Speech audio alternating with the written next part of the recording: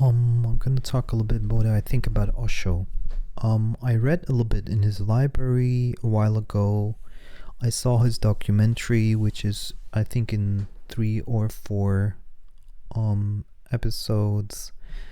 The Wild Wild something, and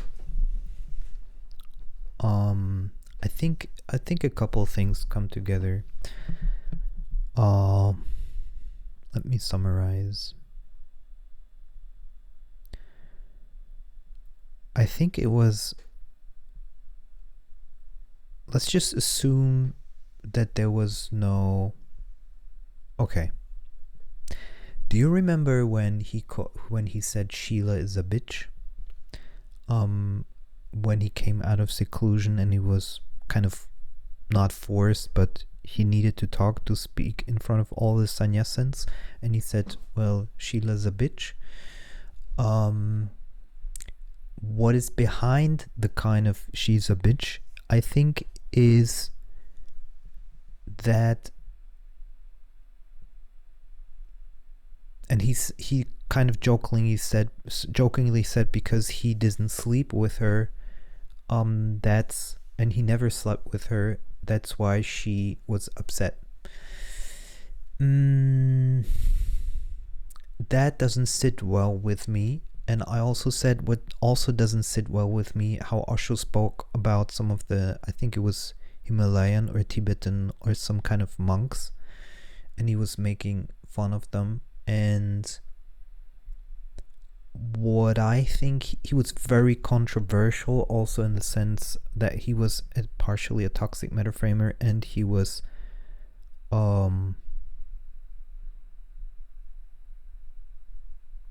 the thing is that in order for him to be upset about what Sheila has done, is that there must have been some desire or some motive to really make this sannyasin's place really big. And I think there was some naivety that you could do that at that time in the US. The US has a culture where this is absolutely, from the elites of the American elite, this is not wanted in no form whatsoever. And I think he was naive in that sense, that he could change, because the plan was literally to change the US from the inside, so to speak. They planned to have hundreds of thousands of sannyasins, so not just, a couple of thousand. That's why they got so much space there. And I think that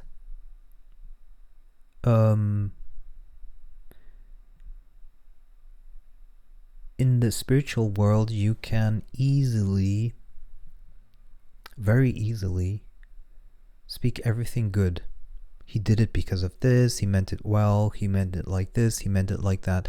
But let's just assume that we take it at face value. Let's take everything at face value. So he gets pushed out of India, is highly knowledgeable in terms of like philosophy, has read a lot of books, goes to America, starts a community. The community turns toxic, and he's in some form in the center of the controversy, and he needs to leave India again. He was lucky that he was able to leave India, the US for India, and there he eventually died, from what my understanding. And I think I would need to read a lot more biographies and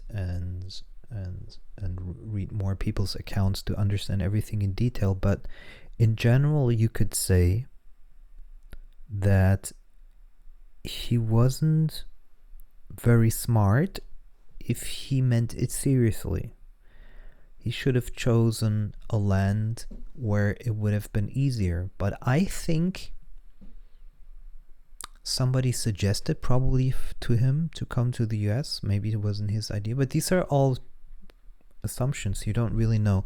One thing is clear: there were a lot of rich people that came on to be sannyasins, and they made big donations. So it was probably because of fame and money, to be quite honest. And he himself called himself the playboy of spirituality. So I would say, in comparison to someone like Ramana or something, Osho was a joke. That's my literal opinion. In comparison to Ramana. Because, why? Because a true spiritually awakened person sees that there's nothing to be changed. What do you want to change? Why do you want to? And the more you push into ego or overdriven libido, as I call it, the more, especially in some countries, you are going to create problems for yourself and others down the line. And that's what he did. And so I think in some things he was right, but not many. And it's easy to be theatrical with whatever you say. He was very much into the appearance of himself, so I believe like the way he dresses and everything. And I literally don't see the reason what the benefit. I mean, to this day we talk about him, but I don't see the reason or benefit of him being so flashy, theatrical.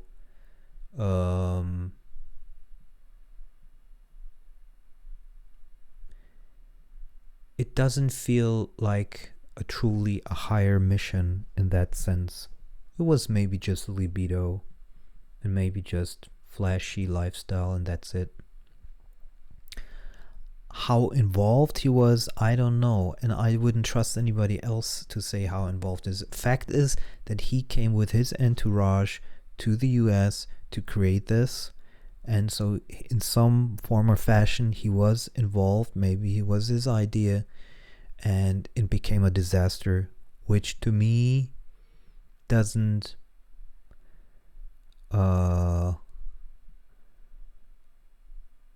paint the picture of someone who's utterly smart. It's a little bit like Andrew Tate, who goes to Romania, boasts, how he can do everything he wants, and now he's in prison and can't get out. And some of the videos that I've seen from him or his brother are absolutely disgusting. And like, for example, where they're talking about deflowering virgins and that they're going to teach other people how to do that, how they can manipulate virgins and stuff. And that was absolutely disgusting. And I think that for me, I'm not putting them in the same category, but what I'm saying is that both boasted tremendously and ended up horribly. And a lot of smart, wise teachers always suggested keep it down. And there's a reason to keep it down. They tried to kill San Benedict. They tried to kill Ramana Maharshi. They got rid of Osho. It's you have to do it extremely smart.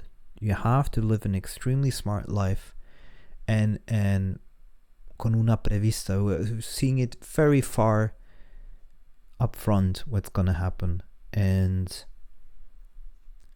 don't be naive, basically. And I think that Osho was naive, Tate is naive. I think one of the smartest is actually Mooji, in the sense that not necessarily him, but like his entourage, because in Portugal they can pretty much do whatever they want. Nobody bothers them too much unless they bloat it up too much. But I think it has a different energy. I'm not the hugest fan of a Sangha, so I'm not a fan of Monte Sahaja, but you have to admire the fact that they have some kind of harmony there that seems to be going on for a long time. Look at somebody like what's his name, Nityananda, which became an absolute disaster, and he had to leave India. So yeah, so you have to be extremely sensitive to what could happen if things go wrong.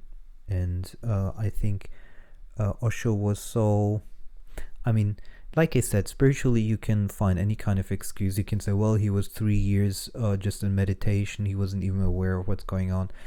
I don't believe that, because he got briefings and debriefings from Sheila. In fact, is if he truly had any kind of spiritual power, he would have, this is also interesting, the people you pick around you. I mean, he would have known, he would have had, maybe he slept with her and he never said anything because she was young, he was older. I'm pretty sure they had something. But the question is, because she was obsessed with him, he would have if he would have been a true guru, he would have felt it somehow. Like, I feel when I have in some form toxic people around me, people that are capable of hurting someone else. I feel this like, and yeah, so I think I don't have such high regards by Osho. The thing is also, we don't have something very important, we don't have that many gurus to pick from. So we have Ramana, we have Papaji, we have Mooji, we have Sri Nisargadatta, we have Nityananda, we have I'm talking about us in the West, we have Osho, we have maybe Rupert Spira, we have Eckhart Tolle, and then a couple of more, and then you have the coaches type of kind of like guys like the Dr. Dispenza, and then and Deepak Chopra, which are more like the coaches, and then it starts to thin out, and then there's not much more. Maybe they're much more in India, I don't know. But so I think if we had a lot more to pick from, then it wouldn't be such a question, how do you feel about Osho, how do we feel about this one?